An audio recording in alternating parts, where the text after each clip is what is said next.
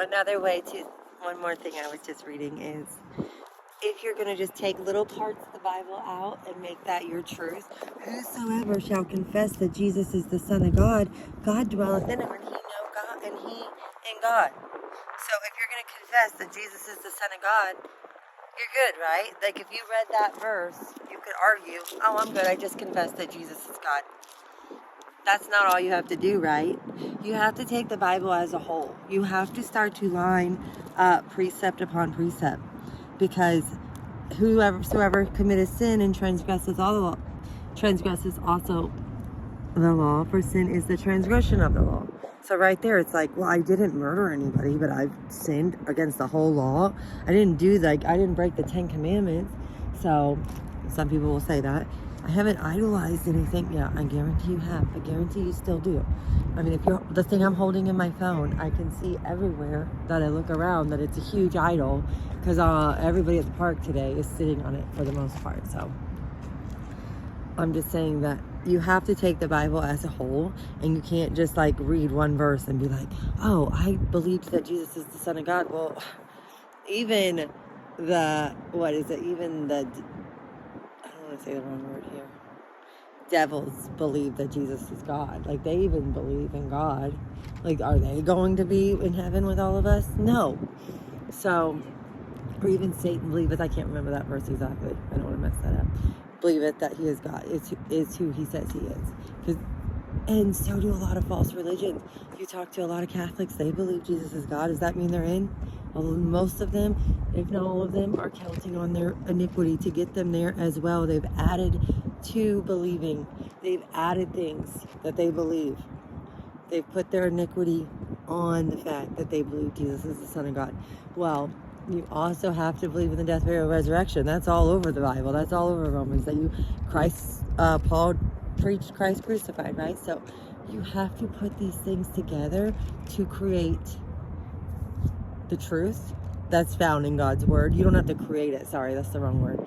To be able to abide in the truth that's in God's word. But if you're just going to go cherry picking around, see, even I use the wrong word sometimes, cherry picking around words, then you're not going to have the truth of the gospel. You're going to have a James 2 salvation.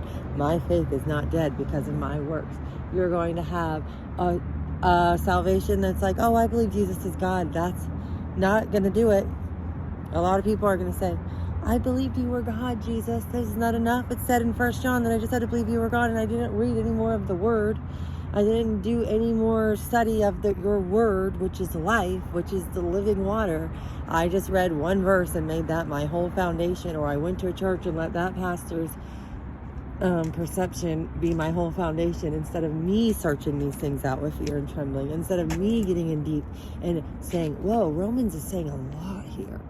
John is saying a lot here. Let me start to see if I can even put together what Katie's telling me with the gospel.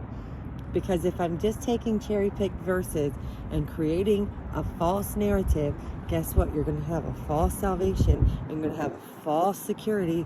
And you're going to be told to depart from me. I never knew you. So these things are very, very, very important that you take heed of. That's all I'm trying to say. I don't know all the things that are to be found in this word. I would love to know so much more. It is so amazing what's found in God's word. But the only way to even get the truth of any of it is to be studying it. Even if you're not saved, you can read these verses that I'm pointing out and say, yeah, that does contradict that verse because of what I believe. That does contradict that verse, if that's where you've put your faith. If none of it contradicts and you've completely believed in Jesus, awesome. Can't wait to see you in heaven, kind of thing, you know? Awesome. So there's only one way, and there's the one way is throughout the entire New Testament and Old Testament, cover to cover, but also just start in your New Testament and then read it from cover to cover. It could take you a week to read the whole New Testament if you got serious about it today, and then say, oh, I read it, and thank God he gives you time. Thank God he gives you time to ponder these things and to read the whole New Testament in a week or in a month and start to say, oh, there is a lot here that does contradict itself to my salvation being in my works. There's a lot of talk about iniquity. So I just want to spur you on to do your own study and to come up with your own conclusion. And if at the end of the day it's a works-based salvation, then there was nothing I could do to show you the truth of God's word. But I do pray that he continues to work in you.